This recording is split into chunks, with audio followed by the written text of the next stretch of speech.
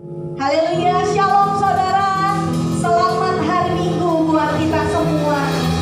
Firman Tuhan berkata, bahwa kasih Tuhan tidak berkesudahan, kesetiaannya tidak pernah berubah sampai selama-lamanya. Itu adalah Tuhan kita, Tuhan Yesus. Amin. Amin. Kita kasih tepuk tangan dulu yang meriah buat Allah kita, buat Raja kita, Raja di atas segala raja, Yesus namanya. Haleluya.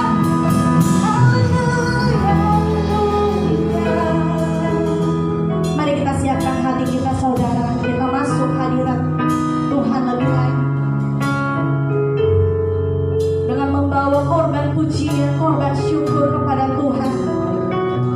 Mari datang kepada Tuhan tidak dengan tangan yang hampa, tidak dengan hati yang hampa.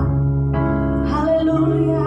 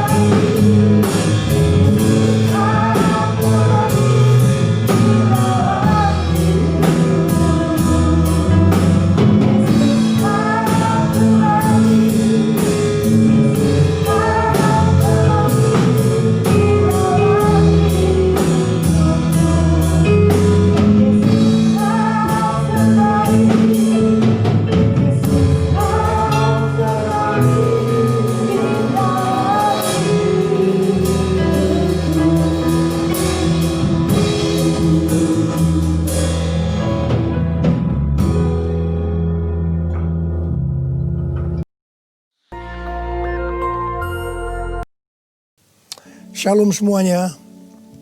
Alkitab berkata bahwa Kristus telah mati karena dosa-dosa kita. Dia dikuburkan, tetapi pada hari yang ketiga dia dibangkitkan. Setelah itu selama 40 hari Tuhan Yesus menampakkan diri kepada lebih dari 500 murid-muridnya untuk membuktikan bahwa dia hidup. Dan dengan disaksikan oleh murid-muridnya, Tuhan Yesus terangkat ke sorga. Pesan terakhir Tuhan Yesus kepada murid-muridnya seperti yang tertulis dalam Kisah Para Rasul 1 ayat 8. Tetapi kamu akan menerima kuasa kalau Roh Kudus turun ke atas kamu, dan kamu akan menjadi saksiku di Yerusalem dan di seluruh Yudea dan Samaria dan sampai ke ujung bumi. Kalau saudara adalah murid Tuhan Yesus, berarti pesan ini juga buat saudara dan saya. Setelah Tuhan terangkat ke sorga, 120 murid-murid berkumpul di kamar loteng di Yerusalem. Mereka melakukan ini karena Tuhan Yesus memerintahkan agar mereka jangan pergi dari kota Yerusalem sebelum diperlengkapi dengan kuasa dari tempat tinggi. Apa yang mereka lakukan? Mereka semua bertekun dengan sehati dalam doa bersama-sama. Artinya mereka berdoa, memuji dan menyembah Tuhan dalam unity siang dan malam. Ini adalah prinsip restorasi Pondok Daud. Setelah 10 hari mereka melakukan itu, pada hari raya Pentakosta, tiba-tiba terdengarlah seperti tiupan angin keras di ruangan itu. Kemudian tampaklah lidah-lidah seperti nyala api, bertebaran dan hinggap kepada mereka masing-masing. Dan mereka dipenuhi dengan Roh Kudus, dengan tanda awal berbahasa roh. Setelah itu mereka dipakai oleh Tuhan untuk menjadi saksinya. Mereka melakukan amanat agung Tuhan Yesus. Peristiwa pencurahan Roh Kudus ini kita sebut sebagai Pentakosta yang pertama. Ku mau hidup seturut kehendak Tuhan. Ku mau memberi semua yang ku dapat berikan. Ku mau cinta Dia lebih dari semua. Ku tak dapat membalas kasih-Nya. Ku mau hidup seturut kehendak Tuhan. Ku mau memberi semua yang ku dapat berikan. Ku mau cinta Dia lebih dari semua. Ku tak dapat membalas kasih-Nya. Ku tak dapat membalas kasih-Nya. Ketika Tuhan Yesus ditanya oleh murid-muridnya mengenai tanda kedatangan Tuhan Yesus kembali dan tanda kesudahan dunia ini, salah satunya Tuhan Yesus menjawab dari Matius 24 ayat 14. Dan Injil Kerajaan ini akan diberitakan di seluruh dunia, menjadi kesaksian bagi semua bangsa. Dan sesudah itu barulah tiba kesudahannya. Jadi Tuhan Yesus akan datang kembali setelah Injil Kerajaan diberitakan di seluruh dunia, menjadi kesaksian bagi semua bangsa. Tuhan Yesus pasti datang kembali. Karena itu Tuhan Yesus memberikan tugas kepada kita, murid-muridnya, untuk menjadi saksi. Yaitu pergi dan menjadikan semua bangsa itu murid Tuhan Yesus. Ini yang disebutkan dengan amanat agung Tuhan Yesus. Untuk melakukan amanat agung Tuhan Yesus tidak bisa dengan kekuatan sendiri, tetapi dengan kuasa yang diberikan Roh Kudus kepada kita. Kalau kita merindukan kedatangan Tuhan Yesus, seharusnya kita melakukan amanat agung dengan sungguh-sungguh. Ada berapa banyak yang merindukan kedatangan Tuhan Yesus? Sebelum Roh Kudus dan dalam Pentakosta pertama dicurahkan, murid-muridnya semua bertekun dengan sehati dalam doa bersama-sama. Hal ini juga dilakukan pada waktu menantikan pencurahan Roh Kudus di Azusa Street, Los Angeles, yang kita sebut sebagai Pentakosta kedua. Saya percaya ini juga berlaku untuk Pentakosta ketiga. Sebelum pencurahan Roh Kudus yang dahsyat dari Pentakosta ketiga, maka umat Tuhan semua harus bertekun dengan sehati dalam doa bersama-sama. Selama beberapa tahun terakhir, saya selalu bertanya kepada Tuhan, Tuhan, bagaimana untuk membuat umat Tuhan semua bertekun dengan sehati dalam doa bersama-sama. Tetapi yang luar biasa, hari-hari ini kita melihat bahwa dengan adanya pandemi COVID-19, Tuhan memaksa kita, umat Tuhan, agar kita semua bertekun dengan sehati dalam doa bersama-sama. Bagi saya, ini adalah tanda bahwa pencurahan Roh Kudus Pentakosta ketiga akan segera terjadi.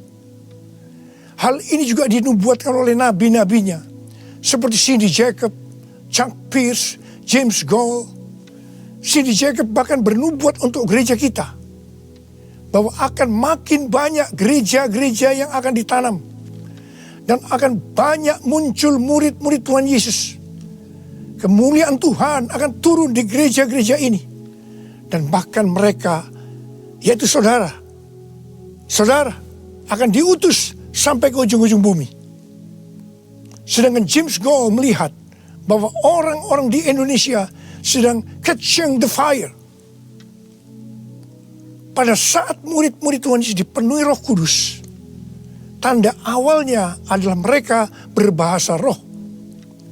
Saya rindu agar saudara semua dibaptis Roh Kudus dengan tanda awal berbahasa roh, karena banyak manfaatnya. 1 Korintus 14 ayat 2 berkata, siapa yang berkata-kata dengan bahasa roh tidak berkata-kata kepada manusia, tetapi kepada Allah.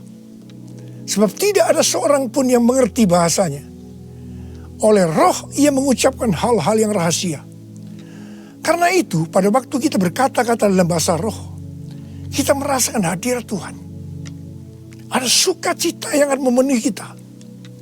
Seperti yang dikatakan dalam Mazmur 16 ayat 11. Di hadapanmu ada sukacita berlimpah-limpah. Di tengah-tengah pandemi ini, kita perlu mengalami sukacita yang berlimpah-limpah untuk melawan ketakutan, kekhawatiran, kepanikan. 1 Korintus 14 ayat 4 berkata, siapa yang berkata-kata dengan bahasa roh, ia membangun dirinya sendiri. Artinya, manusia roh kita yang akan dibangun.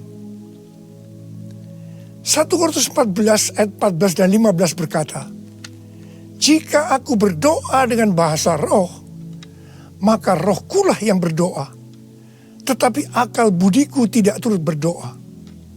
Jadi, apakah yang harus kubuat? Aku akan berdoa dengan rohku, tetapi aku akan berdoa juga dengan akal budiku. Aku akan menyanyi dan memuji dengan rohku, tetapi aku akan bernyanyi dan memuji juga dengan akal budiku. Manusia itu terdiri dari roh, jiwa, dan tubuh. Semuanya itu harus bisa memuji Tuhan. Kita memuji Tuhan dengan tubuh kita, dengan cara bertepuk tangan, mengangkat tangan, melompat, menari, dan lain-lain. Dan kita memuji Tuhan dengan akal budi kita, jiwa kita, kalau kita menggunakan bahasa yang kita mengerti. Contoh bahasa Indonesia, bahasa Inggris, Mandarin, dan lain-lain. Dan roh kita akan berdoa, memuji, dan menyembah kalau kita berbahasa roh. Kalau kita berkata-kata dalam bahasa roh, kita akan bisa berdoa, memuji, dan menyembah lebih lama dibandingkan kalau kita menggunakan bahasa yang kita mengerti. Karena itu, sekali lagi saya merindukan agar semua saudara bisa berbahasa roh. Katakan amin. Apa yang terjadi setelah murid-murid dipenuhi dengan Roh Kudus sehingga membuat banyak orang bertobat? Hal yang pertama, Petrus berkhotbah sekitar 5 menit.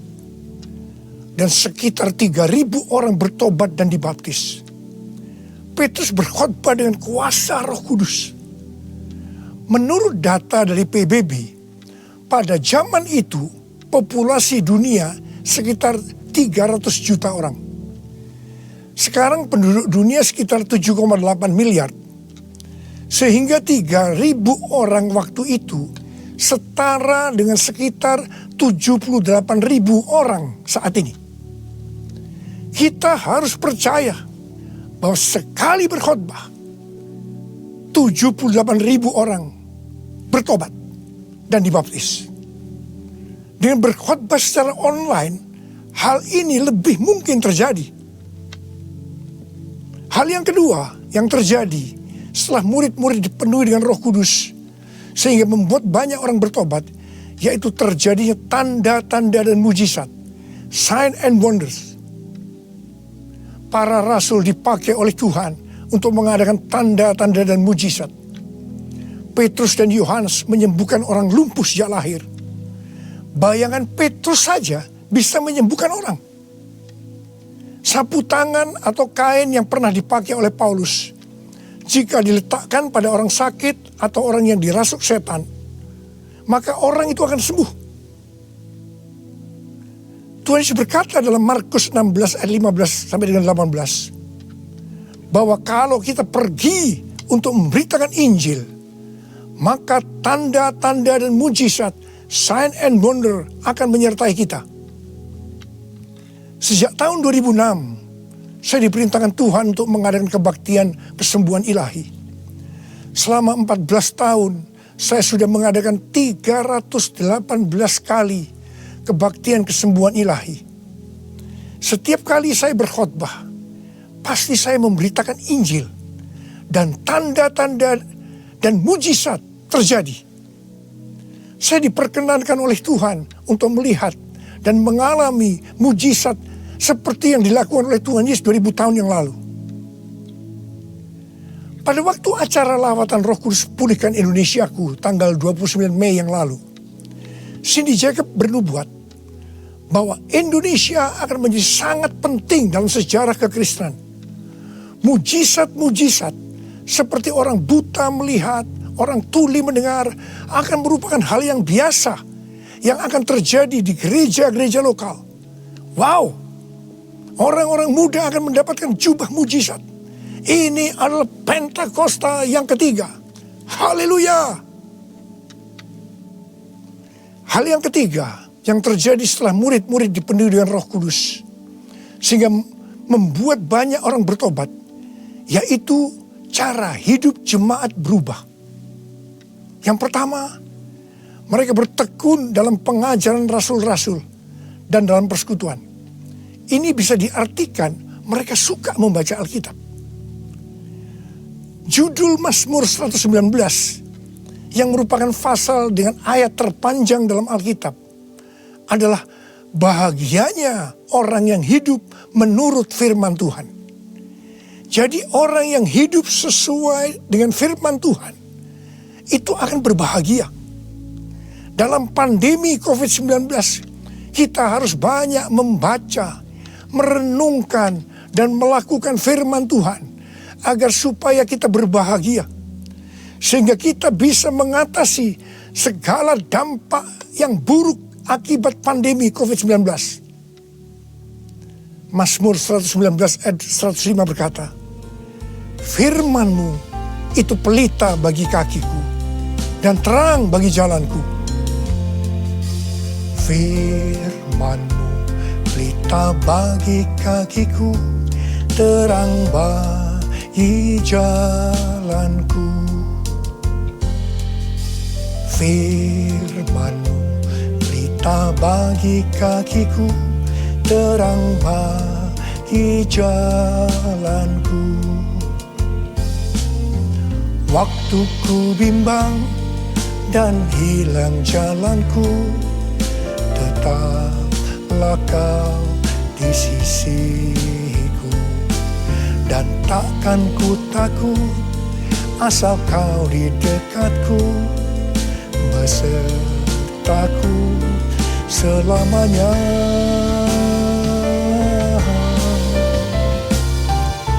Firman-Mu pelita bagi kakiku, terang bagi jalanku,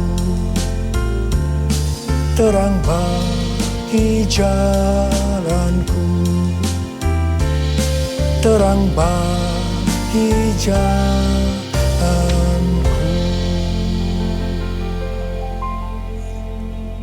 Tuhan memberikan tema tahun 2020 adalah tahun dimensi yang baru. Kita tidak pernah menyangka bahwa tahun dimensi yang baru adalah seperti sekarang ini, di mana dengan adanya pandemi COVID-19, kita sekarang memasuki new normal. Ayat emas yang Tuhan berikan adalah dari 2 Korintus 3 ayat 18 dan Ulangan 28 ayat 13 dan 14. Melalui 2 ayat emas ini, Tuhan berkata bahwa kalau kita makin serupa dengan gambar Yesus, yang berarti kemuliaan Dia di dalam kita semakin besar, maka berkat secara jasmani yang akan kita terima akan semakin besar. Kita diberkati untuk menjadi berkat. Katakan amin. Engkau diangkat menjadi kepala dan bukan ekor. Engkau akan tetap naik dan bukan turun. Wow. Tanggal 1 Januari 2020, saya digerakkan oleh Roh Kudus untuk berkata bahwa memasuki tahun 2020 dalam bekerja mencari nafkah tidak bisa dengan cara yang lama, tetapi harus menuruti firman Tuhan, tuntunan Tuhan. Ternyata hal-hal ini yang sedang terjadi. Kita sedang memasuki resesi ekonomi secara global. Cara-cara yang lama dalam bekerja sudah tidak bisa dipakai lagi. Kita harus bekerja menurut tuntunan firman Tuhan. Kita harus peka terhadap suara Tuhan. Untuk itu kita harus menjadi serupa, makin menjadi serupa dengan gambarnya. Orang yang menjadi serupa dengan gambarnya itu adalah murid Tuhan Yesus.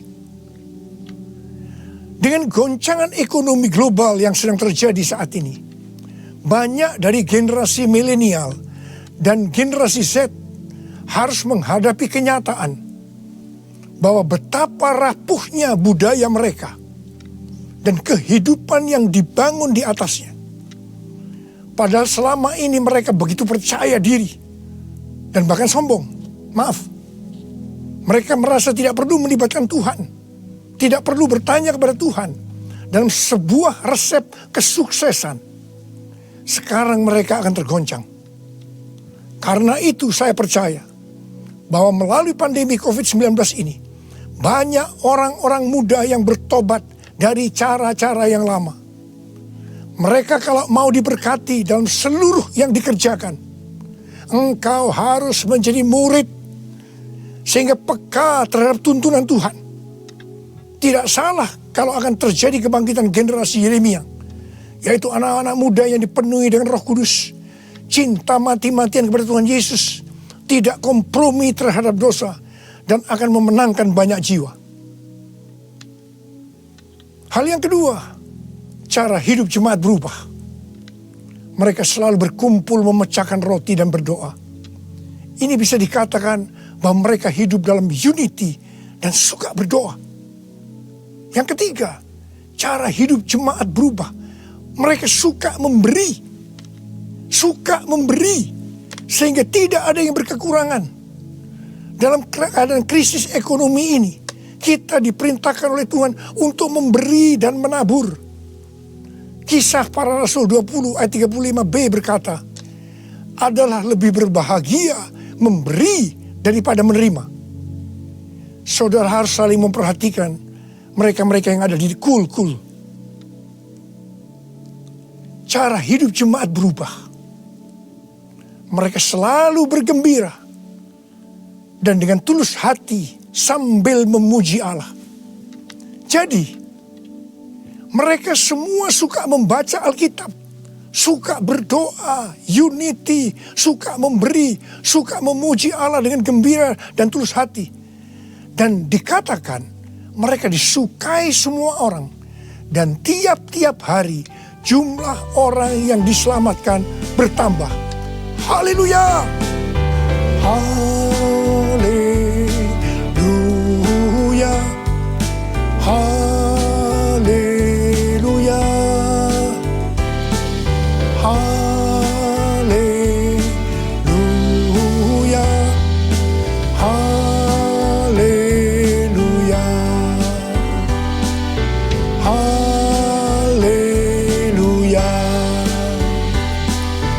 Haleluya! Kemudian, apa yang terjadi setelah itu? Goncangan terjadi. Aniaya yang hebat terjadi kepada orang-orang percaya di Yerusalem. Selain rasul-rasul, mereka semua harus lari ke seluruh daerah Yudea dan Samaria. Dan pada akhirnya ke ujung bumi. Mereka selama ini berada di zona nyaman di Yerusalem. Mereka biasa berkumpul dalam unity, membaca Alkitab, berdoa, dan memuji bersama-sama dengan sukacita. Suka memberi, sehingga tidak ada yang berkekurangan. Mereka berpikir menjadi orang Kristen hanya seperti itu. Mereka lupa bahwa mereka harus pergi menginjil. Caranya bagaimana? Aniaya diizinkan oleh Tuhan.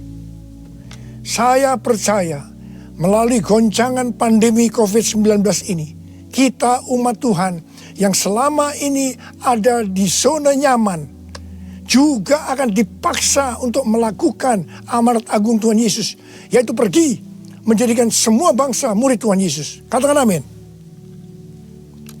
Selain goncangan, juga terjadi perubahan paradigma dalam pelayanan. Selama ini murid-murid Tuhan Yesus mempunyai pengertian bahwa yang memperoleh keselamatan hanya orang-orang Yahudi saja.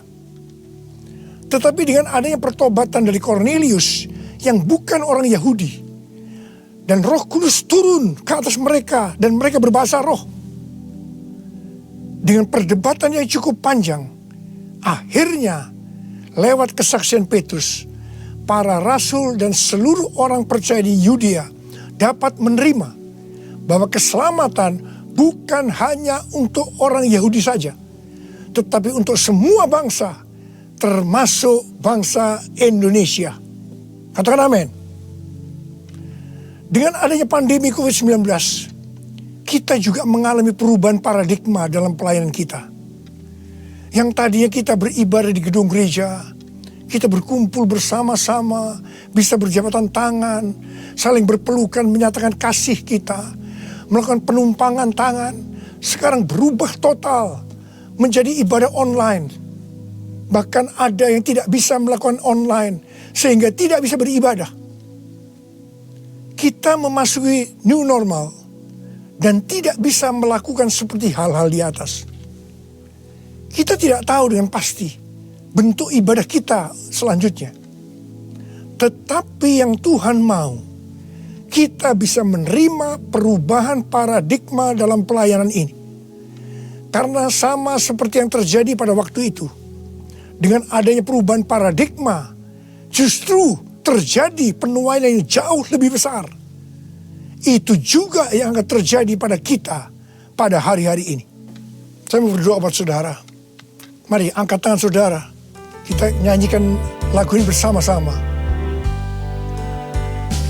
Curahkanlah kuasa-Mu Tuhan, mujizat terjadi di tempat ini. Amin. Curahkanlah kuasa-Mu Tuhan, mujizat terjadi sekarang ini. Curahkan dia Tuhan, curahkanlah kuasa-Mu Tuhan, mujizat terjadi di tempat ini. Haleluya. Curahkanlah kuasa-Mu Tuhan, Mujizat terjadi sekarang ini. Mujizat terjadi sekarang ini. Mujizat terjadi sekarang ini.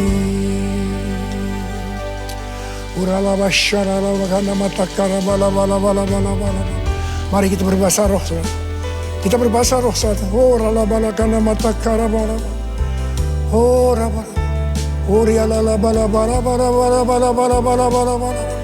Oh Yesus, oh Yesus, Yesus.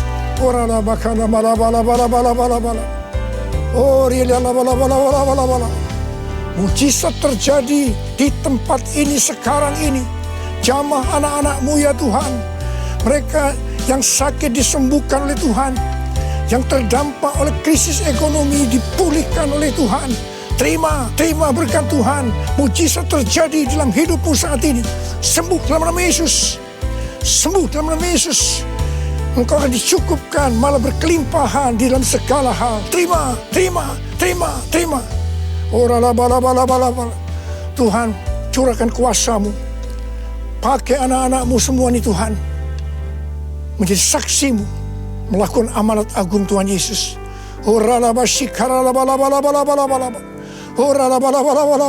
Tuhan, terima kasih. Perlindungan-Mu di masa pandemi ini buat anak-anak-Mu. Engkau mengasihi anak-anak-Mu semua. Hamba berdoa buat mereka. Hamba berdoa. Curahkan damai sejahtera-Mu pada mereka ya Tuhan. Terima kasih ya Bapak. Terima kasih Bapa.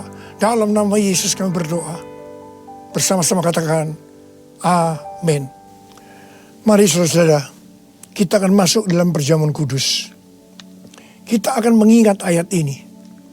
Sebab setiap kali kamu makan roti ini dan minum cawan ini, kamu memberitakan kematian Tuhan sampai Ia datang. Perjamuan kudus adalah perjamuan Tuhan sendiri. Setiap kali kita masuk dalam perjamuan kudus, Tuhan selalu berkata, biarlah ini menjadi peringatan akan daku. Karena itu mari, arahkan hati saudara kepada kebaikan Tuhan. Kita akan mengingat kebaikan Tuhan. Mari, tundukkan kepala. Tuhan, siapakah kami ini sebelum kami mengenal Engkau? Kami semua orang berdosa. Upah dosa adalah maut, mati. Tapi Engkau yang tidak berdosa telah dijadikan dosa oleh karena kami. Engkau harus turun dari surga mulia, mati kami dengan penderitaan yang luar biasa. Sungguh betapa baiknya Engkau ya Tuhan. Engkau jadikan kami sebagai anak-anak-Mu. Engkau tuntun, Engkau bela, Engkau lindungi. Engkau tegur kalau kami salah. Engkau sembuhkan kami. Tuhan, itu Engkau ya Abah. Itu Engkau. Saudara, Tuhan akan memberkati saudara melalui perjamuan kudus. Tapi Tuhan mau kita makan dan minum dengan cara yang benar. Oleh karena itu sekarang masing-masing berdoa. Introspeksi. Lihat keadaan dirimu masing-masing. Jangan menyimpan dosa. Kalau saat ini Tuhan ingatkan ada dosa yang harus diselesaikan, langsung minta ampun. Katakan ampuni saya Tuhan. Ampuni saya Tuhan. Tuhan ampuni anak-anak-Mu Tuhan. Ampuni anak-anak-Mu ya Tuhan. Layakkan kami untuk masuk dalam perjamuan kudus hari ini. Betapa baiknya Engkau ya Tuhan di tengah-tengah pandemi ini. Engkau terus menyertai kami anak-anak-Mu. Terima kasih Bapa. Kami akan masuk dalam perjamuan kudus dengan hati yang penuh ucapan syukur. Dalam nama Yesus. Amin. Sekarang mari angkat roti di tangan kanan saudara tinggi-tinggi. Sebab apa yang telah kuteruskan kepadamu telah aku terima dari Tuhan. Yaitu bahwa Tuhan Yesus pada malam waktu Ia diserahkan mengambil roti. Dan sesudah itu Ia mengucap syukur atasnya. Dia memecah-mecahkannya dan berkata, inilah tubuhku yang diserahkan bagi kamu. Perbuatlah ini menjadi peringatan akan aku. Selain kasih Tuhan, bukankah roti yang kita pecah-pecahkan ini adalah persekutuan kita dengan tubuh Kristus? Mari kita makan dalam nama Yesus.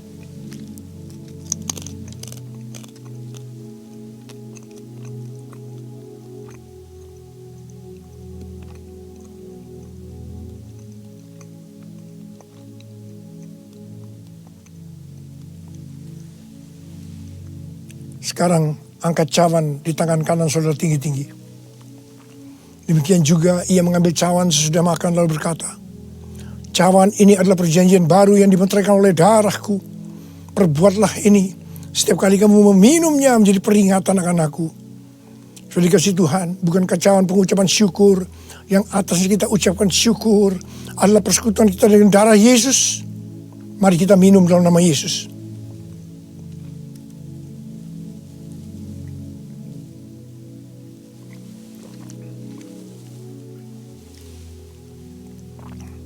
Mari, angkat tangan saudara. Ucapkan syukur. Dengan suara, jangan diam. Tuhan, kami terima kasih ya Tuhan. Kami bersyukur ya Tuhan, terima kasih.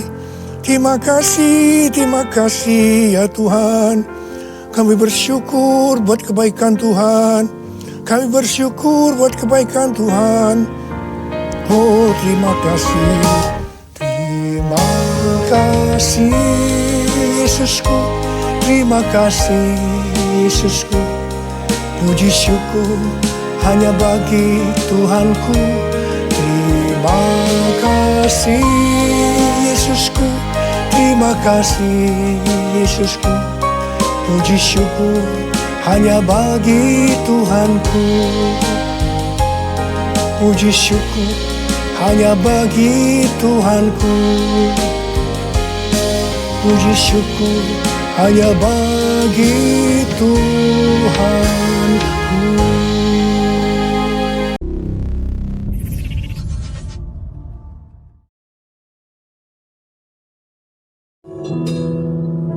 Haleluya, pagi hari ini kami siapkan hati kami Tuhan.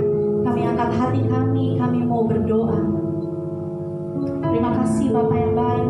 Terima kasih buat hadirat-Mu Tuhan yang sudah memenuhi kami sepanjang pagi ini. Pujian demi pujian kami naikkan kepadamu. Bahkan syukur kami naikkan kepadamu ya Tuhan. Karena pusat penyembahan kami hanyalah Engkau ya Bapa. Terima kasih Tuhan. Terima kasih. Dengan apa kami balas semua kebaikan-Mu selain kami puji dan muliakan nama-Mu setiap hari dalam hidup kami. Terima kasih Tuhan. Terima kasih. Kami bersyukur Tuhan bila Roh Kudus-Mu selalu bergerak, memenuhi, menguatkan, menghibur setiap kami, para umat-Mu Tuhan dimanapun berada, sehingga kami boleh ada sebagaimana kami ada. Kami boleh kuat, kami boleh bertahan sampai hari ini ya Tuhan. Itu semua karena Engkau. Terima kasih Tuhan. Pagi hari ini juga Tuhan kami angkat tangan kami. Kami mau berdoa Tuhan buat Indonesia. Bapak, Indonesia ada dalam hati-Mu, ada dalam pikiran, ada dalam rencana-Mu ya Tuhan.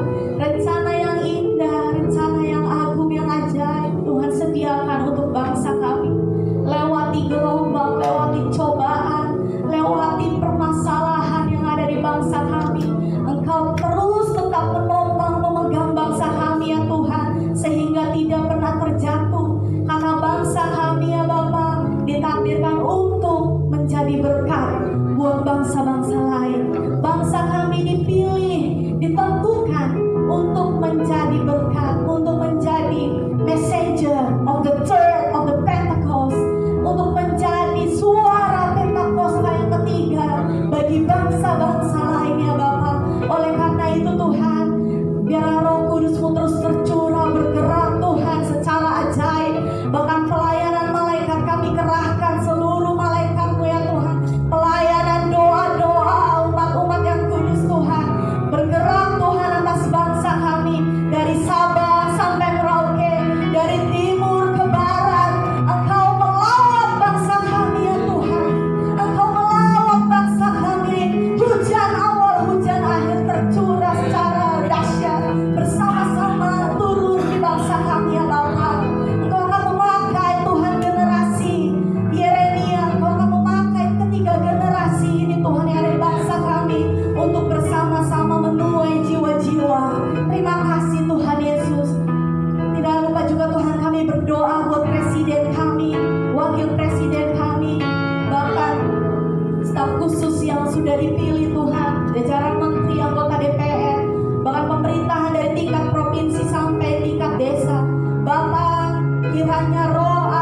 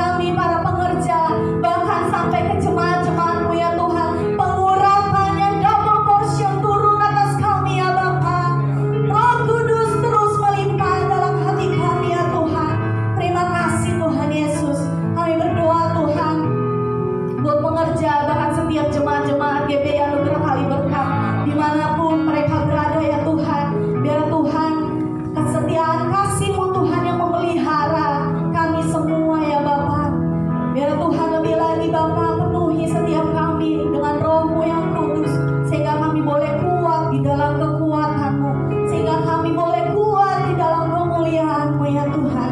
Terima kasih Tuhan, ajar kami Tuhan untuk berperang, ajar kami Tuhan untuk terus berharap hanya sama Tuhan. Terima kasih Tuhan, di dalam permasalahan hidup kami Bapa, biar hanya Engkau saja Tuhan yang kami pandang.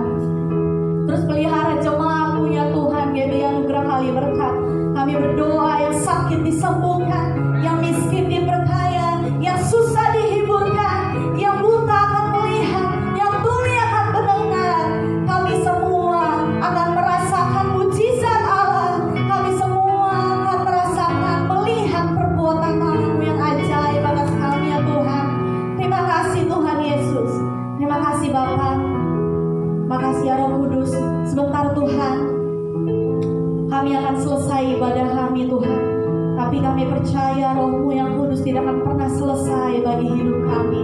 Terus Engkau bekerja Tuhan, mengajar, menginsyafkan kami akan dosa dan kesalahan kami ya Bapa, sehingga kami timbul, muncul seperti serupa dengan Engkau, menjadi manusia baru. Terima kasih Tuhan Yesus. Sebelum kami pulang Tuhan, kami rindu menerima berkat daripada hamba-Mu. Haleluya. Kita hanya Engkau memberkati aku berlimpah dan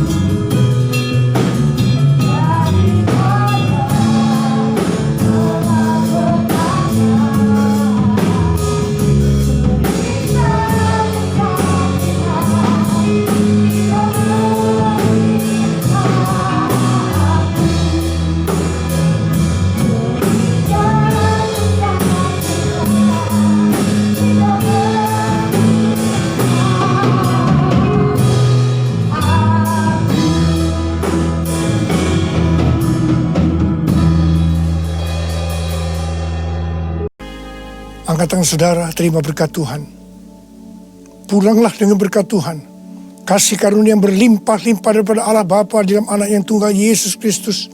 Persekutuan yang manis dengan Roh Kudus menyertai saudara sekalian mulai hari ini sampai terus datang menjemput kita di awan-awan dan bahkan sampai selama-lamanya. Yang percaya bersama-sama katakan amin.